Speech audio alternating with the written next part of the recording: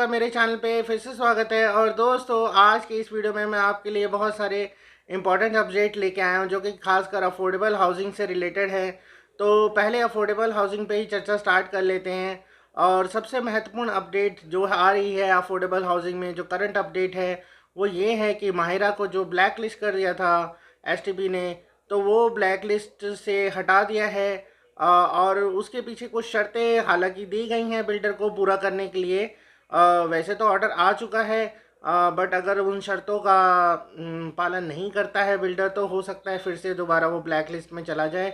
But hopefully यहाँ पे वो जो शर्तें हैं उनको मानेगा बिल्डर, और जो ब्लैक लिस्ट से उसका रिमूवल हुआ है और एक जो खतरे की घंटी बनी हुई थी, जो भी माहिरा के लोग हैं जिसमें माहिरा के जिन्होंने प्रोजेक्ट्स में निवेश किया है, तो उनको वो खतरे की घंटी से कुछ हद तक राहत मिली है। बाकी अभी 68 वाला प्रोजेक्ट जो माहिरा का है हाल फिलहाल, वहाँ पे अभी इशू चल ही रहा है। बट वो होपफुली वो भी मैं आपको बता दूं कि देखिए, गवर्नमेंट ने जब लाइसेंस दिए हैं और गवर्नमेंट ने तथ्यों को अगर स्टार्टिंग में जांच नहीं की और किसी भी कारणवश वहाँ पे माहिरा का लाइसेंस अगर रद्द कर दिया गया है, तो ऐसा नहीं है कि वो प्रोजेक्ट कंप्लीट नहीं होगा। हाँ, हो सकता है कि थोड़ा बहुत डिले आपको देखने को मिले, बट 68 भी हैंड ओवर होगा तो चिंता नहीं कीजिए।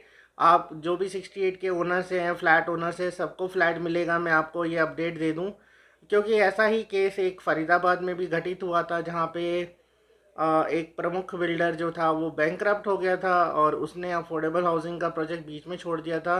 बट गवर्नमेंट ने वो प्रोजेक्ट को दूसरे बिल्डर के द्वारा कंप्लीट करवा दिया। तो ये तो रही अपडेट माहिरा के ऊपर। मैं सोचता हूँ मतलब इसको ये न्यूज़ मिलने के बाद काफ़ी हद तक एक राहत मिली होगी। जो भी माहिरा के फ्लैट्स ओनर्स हैं जिन्होंने भी माहिरा के प्रोजेक्ट्सों में निवेश किया है, उनको काफ़ी हद तक एक राहत मिली होगी। और दूसरी अपडेट मैं आपको दे दूं कि जैसे कि काफ़ी लोगों को संशय बना हुआ था कि अब अफोर्डेबल हाउसिंग के प्रोजेक्ट्स आएंगे नहीं आएंगे, तो देखिए मैं उनका संशय दूर कर देता हूँ। अफोर्डेबल हाउसिंग के प्रोजेक्ट्स आएंगे। जैसे कि हाल फिलहाल में आरएफ का एक प्रोजेक्ट 78 सेक्टर में अलाइंड है, और 95 बी में ज़ारा का प्रोजेक्ट अलाइंड है। और इसी तरह से आप देखेंगे कि इक्का दुक्का करके प्रोजेक्ट आते रहेंगे। क्योंकि देखिए, जिनका लैंड बैंक में जैसे पहले भी चर्चा कर चुका हूँ, जिनके पास लैंड बैंक, जिन बिल्डर के पास अफोर्डेबल को मैच करता हुआ लैंड बैंक है, तो वहाँ पे वो अफोर्डेबल के अलावा कुछ और ला नहीं सकते। तो और अगर उसके पास कोई और भी लैंड नहीं बचता है अगर क्लब करने के लिए, और बीच में एक 5 एकड़ का ही जैसे एरिया है, तो वहाँ पे अफोर्डेबल ही आएगा। तो इसलिए चिंता नहीं कीजिए। काफ़ी जहाँ तक मेरे को जो इन्फॉर्मेशन है, इंटरनल इन्फॉर्मेशन है कि अभी चलते रहेंगे अफोर्डेबल हाउसिंग के प्रोजेक्ट्स। और आगे चल के आप देखेंगे तो एमआरजी का अल्टीमस भी सुनने में आ रहा है कि मार्केट में नेक्स्ट मंथ तक आ जाएगा। तो इस तरह से आप देखेंगे कि अफोर्डेबल भी आ रहे हैं, बंद नहीं होंगे। ये जो है सिलसिला अफोर्डेबल का चलता रहेगा। बाकी कभी धीमी गति से आएंगे, कभी तेज़ी से आएंगे, बट ये भी चलते रहेंगे। तो ये तो रही दूसरी अपडेट अफोर्डेबल हाउसिंग के ऊपर। बाकी तीसरी एक अपडेट में देखिए, अपडेट कह सकते हैं या एक कंक्लूजन कह सकते हैं, वो मैं बताना चाहता हूँ। काफ़ी लोगों के देखिए क्वेश्चन आते हैं मुझे, काफ़ी लोग मेरे को व्हाट्सएप भी करते हैं या मेरे को कमेंट करते हैं और पूछते हैं कि सर फलाना फलाना प्रोजेक्ट में, इस अफोर्डेबल प्रोजेक्ट में हमने फ़्लैट लिया है और वहाँ पे builder car parking basically they रहा है, और जो भी गवर्नमेंट के तय रेट है ऑब्वियसली उन रेट्स पे नहीं मिल रही है, और वो सिर्फ दिखाने के लिए और एक तय रेट से ज़्यादा चार्ज कर रहा है बिल्डर। जो कि देखिए वैसे तो गलत ही है। बट देखिए, जब जहाँ पे कहीं पे लूप होल्स छोड़ दिए जाते हैं, तो यहाँ पे आप देखेंगे कि बिल्डर इस तरह से चीज़ों का फ़ायदा उठाते हैं और अपने मनमाने रेट से ही चीज़ें आपको बेच रहे हैं। बट आप लोगों के लिए एक मैं कहूँ, जो जो भी इस टाइम में कार पार्किंग ले रहे हैं वो थोड़ा सा सतर्क रहें। क्योंकि देखिए, बिल्डर यहाँ पे जितना भी जो मैंने इन्फॉर्मेशन मिल रही है कि बिल्डर बायर एग्रीमेंट में कार पार्किंग का मेंशन नहीं कर रहे। तो बिल्डर बायर एग्रीमेंट में जब आपसे फ्लैट की सारी डिटेल मेंशन की जाती है, तो वहाँ पे कार पार्किंग का अगर बिल्डर मेंशन नहीं कर रहा है तो आपको कार पार्किंग नहीं लेनी चाहिए हाल फिलहाल। क्योंकि देखिए, अगर बिल्डर ने बिल्डर बायर एग्रीमेंट में डाला और कल को हो सकता है वही आपको रजिस्ट्री में देखने को मिले और रजिस्ट्री के टाइम में भी बिल्डर ना डाले उस चीज़ को, तो हो सकता है कि वो जो आपके पास एक लेटर हेड है बिल्डर का जिसमें कार पार्किंग फलाना फलाना आपको मेंशन है, तो उसको कोई भी चैलेंज कर सकता है। क्योंकि देखिए एक तरह से वो गवर्नमेंट के रिकॉर्ड्स में नहीं चढ़ा है टाइमली। और क्योंकि देखिए बीबीए जो डॉक्यूमेंट है आपको भी पता होगा कि गवर्नमेंट की तहसील में बनता है, तो तहसील में जब चीज़ें आपकी फ़्लैट की डिटेल सारी जा रही हैं तो जाहिर सी बात है पार्किंग की भी डिटेल्स जानी चाहिए। और अगर पार्किंग की डिटेल उस टाइम नहीं जा रही हैं तो या तो जो लेटर हेड आप ले रहे हैं बिल्डर से तो उस पर इंश्योर कीजिए कि वो उस पर मेंशन करें कि आप ये कार पार्किंग जो मुझे लेटर हेड पे लिख के दे रहे हैं, फ़िलहाल जो भी स्लॉट दे रहे हैं वो आप मुझे रजिस्ट्री के टाइम पे मेंशन करके देंगे। तो ऐसा क्लॉज लिखा होना चाहिए, अन्यथा वो आपके लिए डॉक्यूमेंट वेस्ट है और कार पार्किंग वो जो मिल रही है वेस्ट है, क्योंकि कल को आरडब्ल्यूएस को चैलेंज कर सकता है। और क्योंकि लेटर हेड जब तक हो सकता है कि देखिए बिल्डर मेंटेन कर रहा है, क्योंकि 5 साल तो जो होते हैं जैसे पोजीशन हो जाती है तो मेंटेनेंस जो होती है वो बिल्डर के हाथ में होती है। बट उसके बाद उस लेटर की कोई वैल्यू नहीं है। और वैसे भी देखिए मैं आपको बता दूं जो कार पार्किंग के पीछे नए प्रोजेक्ट्स पे जैसे काफ़ी लोग हैं कि नए प्रोजेक्ट्स में जा रहे हैं कि कार पार्किंग मिल रही है, इसमें कार पार्किंग है। तो मैं देखिए आपको बता दूं कि 800-900 फ्लैट हैं जिसमें से 150 या 200 गाड़ियों की कार पार्किंग इंश्योर कर सकता है, बिल्डर दे सकता है अंदर, और बाकी लोगों को कार पार्किंग नहीं मिलेगी। तो ये किस तरह से जस्टिफाई होंगी चीज़ें, ये मेरी समझ से बाहर है। क्योंकि कार पार्किंग तो काफ़ी लोगों को चाहिए होगी और उस हिसाब से कार पार्किंग आने वाले प्रोजेक्ट्स में भी अवेलेबल नहीं है। तो इसलिए बहुत सोच समझ के कीजिए, आपका पैसा है, आप आज के समय में 4 से 5 लाख रुपए अगर बिल्डर को दे देते हैं और सिर्फ एक डॉक्यूमेंट के बेस पे दे देते हैं और शायद उसकी आने वाले समय में वैल्यू भी ना हो, तो इसलिए बहुत सतर्कतापूर्व ही इस पे बढ़े। पार्किंग का जो एक झांसा दिया जा रहा है कि भी इस प्रोजेक्ट में पार्किंग आ रही है, इस प्रोजेक्ट में पार्किंग आ रही है, इस पे थोड़ा सतर्क रहे।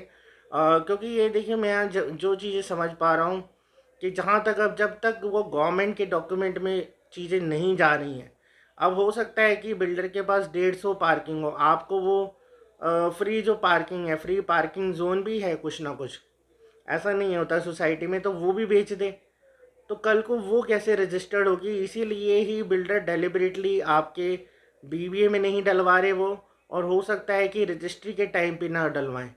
तो इसलिए बहुत सतर्कता पूर्व जाना है, किसी के बहकावे में नहीं आना कि इस फलाना फलाना प्रोजेक्ट में बहुत ज़्यादा पार्किंग मिल रही है, भाई आपको ऐसे पार्किंग मिल जाएगी, लिखित में दे देगा ये फलाना।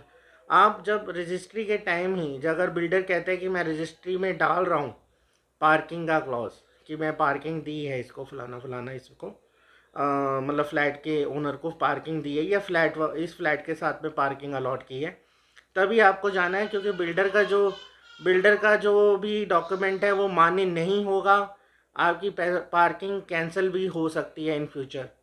जो जितना भी मैं पढ़ पाया, जितनी भी मैंने लीगल सर्च की है, क्योंकि काफ़ी लोगों के मेरे से ये क्वेश्चन थे कि सर पार्किंग लेनी चाहिए नहीं लेनी चाहिए।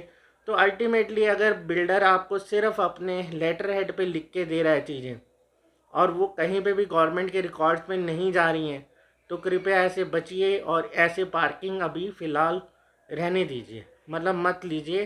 क्योंकि जब पार्किंग ऐसे बिल्डर बेच नहीं सकता, देखिए जब तक वो गवर्नमेंट रिकॉर्ड्स में आपके नाम पे वो पार्किंग अलॉट होगी और फिर देन आपके नाम पे फ्लैट भी होना चाहिए। क्योंकि कल को कहीं ना कहीं पे चीज़ें यहाँ पे मुझे गोलमोल लग रही हैं, क्योंकि हो सकता है कि बिल्डर ने गवर्नमेंट को तो दिखाने के लिए कि भी बताया हो कि मेरे पास 100 कार पार्किंग है, बट यहाँ पे 150 बेच दे, 200 बेच दे, इसके लिए क्या मतलब कुछ है ही नहीं। मतलब आपके पास एक लेटर हेड है, आपको लेटर हेड पे आपने कार पार्किंग बिल्डर से ले लिया, अब आप जाके उसके ऊपर केस तो लड़ नहीं सकते। इतना टाइम हर किसी के पास होता नहीं कि हाँ बिल्डर के केस आप फाइट लड़ें कि हाँ मेरे को ये कार पार्किंग मिल गई है। और इतना एक आम आदमी इतना वो भी नहीं होता, किसी को ये भी नहीं पता होता है कि ओपन कार पार्किंग का भी स्पेस छोड़ना है।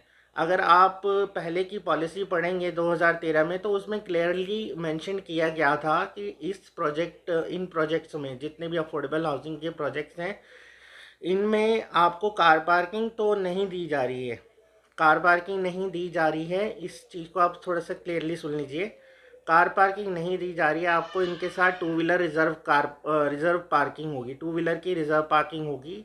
बट जो ओपन जो भी स्पेस बचेगा उसके अलावा जो भी टू व्हीलर को देने के बाद अगर कुछ स्पेस बचता है तो उसे विजिटर पार्किंग की तरह यूज़ कर सकते हैं उस सोसाइटी में। तो हो सकता है कि देखिए इस तरह से जैसे बिल्डर लेटर हेड पे आपको कार पार्किंग लिख रख के दे रहे हैं, तो वो जो विजिटर पार्किंग थी वो भी कहीं उसके लिए आपसे चार्ज कर रहे हूँ। तो इसलिए सतर्क रहना चाहिए, अभी ना जाइए। जब आपकी रजिस्ट्री का टाइम आए तभी ही आपको पार्किंग लेनी है, और उसमें भी उस समय इंश्योर करना है कि रजिस्ट्री के डॉक्यूमेंट्स में वो कार पार्किंग स्लॉट मेंशन हो रहा है या नहीं हो रहा है। क्योंकि कल को कभी भी जब RWA टेक ओवर कर लेगी सोसाइटी को, तो वो आपके जो भी बिल्डर के साथ हुए एग्रीमेंट को मान्य नहीं मानेगी, और आपका हो सकता है कि वो जाके आगे आप अपील कर दें कोर्ट में, तो वो आपके रिजेक्ट भी हो जाए और आपका 4 से 5 लाख रुपया जो भी आपने अभी बिल्डर को दिया एक तरह से वो डूब जाए। तो इसलिए बहुत सतर्कता पूर्वक रहना है।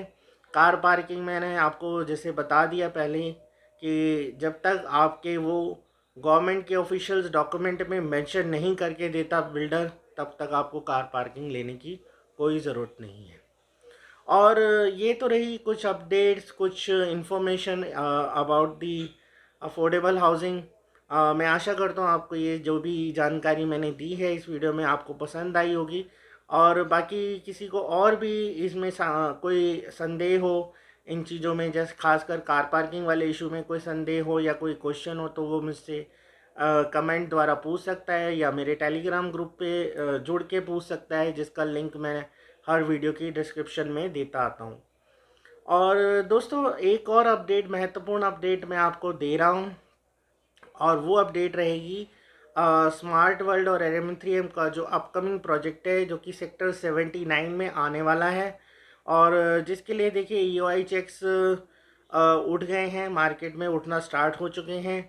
तो जो भी देखिए इसमें इंटरेस्टेड हो वो, हालांकि मैं देखिए EOI के खिलाफ हूँ। मैंने स्टार्टिंग में आप शायद अगर मेरे स्टार्टिंग से वीडियो देखते आ रहे हैं, तो मैंने EOI को वो ये किया कि हाँ EOI पे चीज़ें बुक नहीं करनी चाहिए, ये नहीं करना चाहिए।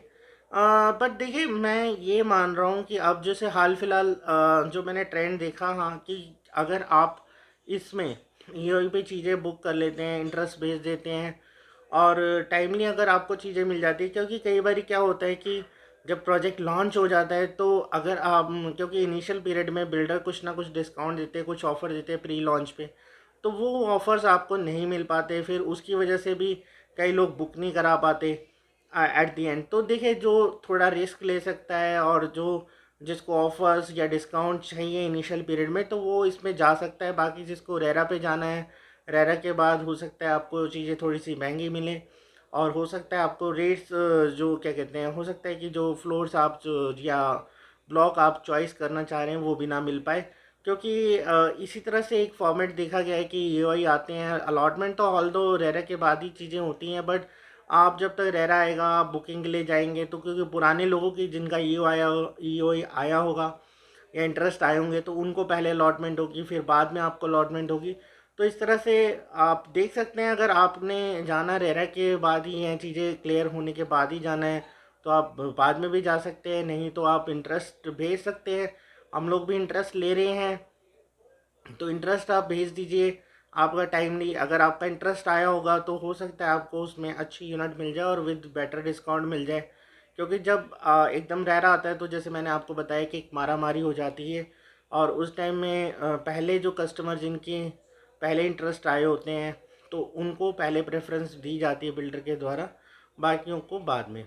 तो ये कुछ अपडेट्स थे दोस्तों जो कि मैं आपको देना चाहता था हाल फिलहाल। अफोर्डेबल हाउसिंग से ज़्यादा रिलेटेड था ये वीडियो। मैं आशा करता हूँ आपको ये वीडियो और वीडियो की तरह पसंद आया होगा। और देखिए आपने ये वीडियो पसंद आया और आपने ये वीडियो यहाँ तक देख लिया है, तो इसे लाइक और शेयर कर सकते हैं। और जो भी लोग नए जुड़ रहे हैं मेरे चैनल पे, चैनल को सब्सक्राइब भी कर दीजिए, आपके सपोर्ट की बहुत ज़्यादा ज़रूरत है। तो चलिए दोस्तों अब इस वीडियो को यहीं पे अंत कर देता हूँ, और अब आपको जल्द मिलूँगा इसी तरह के और नॉलेजेबल और इंटरेस्टिंग वीडियो के साथ। तब तक दोस्तों bye bye and take care.